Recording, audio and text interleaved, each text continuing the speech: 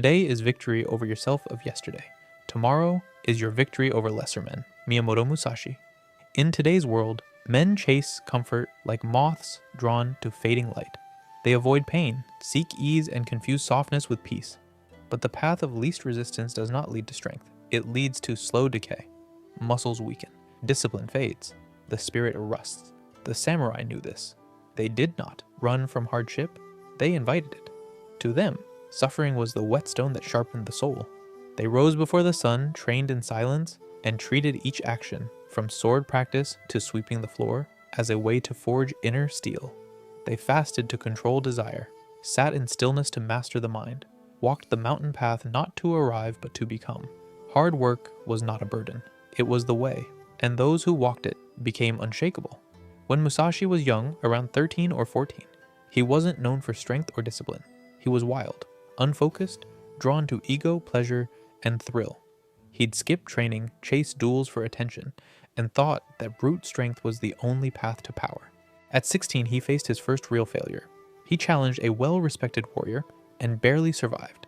Bruised, humiliated, and shaken, he ran into the forest and stayed alone for days. That moment shattered his pride. He realized his spirit was weak, his mind was undisciplined, and he would die this way if he didn't change. That moment sparked the beginning of his transformation. He stopped chasing fights for fame and began training not just the sword, but his mind, his body, his discipline. He lived like a monk. He would wake at sunrise, meditate, draw, practice calligraphy, fast, train with different weapons, and walk miles in silence. He refused luxury, even when he could afford it. He slept on the floor, ate little, owned nothing, and trained like a man possessed. By the time he was 21, he had defeated over 20 men in duels, many older, stronger, or more famous. But he never fought with rage again, only clarity.